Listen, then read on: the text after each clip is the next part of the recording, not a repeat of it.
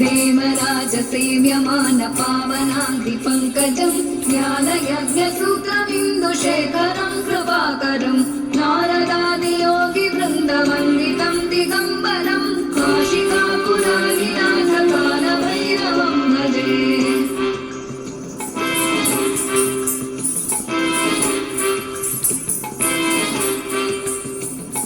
भानुकोटिभास्वरं भवाब्धितारकं परं नीलकण्ठवीसितातदायकं त्रिलोचनं कालकालमम्बुजाक्षमक्षशूलमक्षरं काशिकापुरादिनाथ कालभैरवं भजे।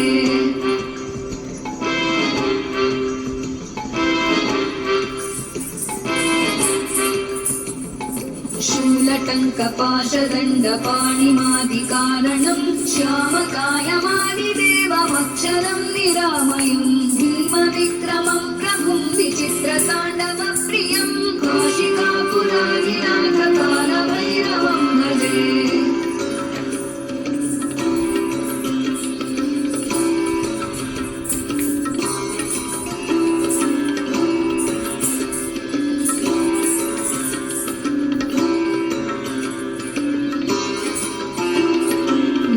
मुक्तिदायकं प्रशस्तचारुविग्रहं भक्तवत्सलं स्थितं समस्तलोकविग्रहं विनिक्मणं मनोज्ञहेम किङ्किणीलसत्कटिं काशिकापुरादिनाथ कालभैरवं भजे।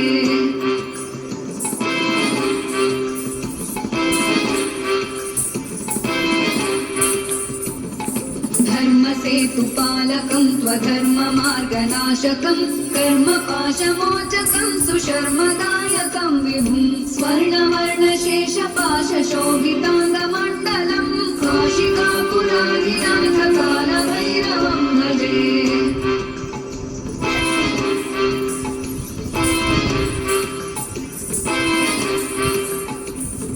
रत्नपादुका प्रभाभिरामपादयुग्मकं नित्यमद्वितीयमिष्टदैवतं निरञ्जनं मृत्युदर्पनाशनं करालकं श्रमोक्षणं काशिकापुरादिनाथ कालभैरवं भजे।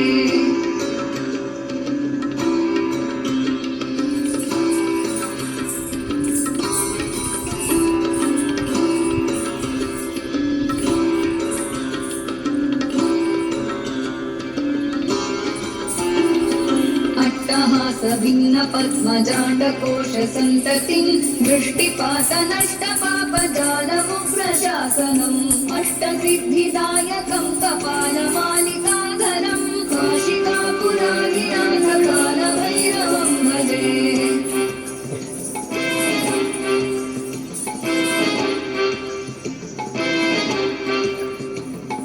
भूतसङ्घनायकं विशालकीर्तिदायकं काशीवासलोकपुण्यपापशोधकं विभुं नीतिमार्गकोविदं पुरातनं जगत्पतिं काशिकापुरादिनाथ कालभैरवं भजे।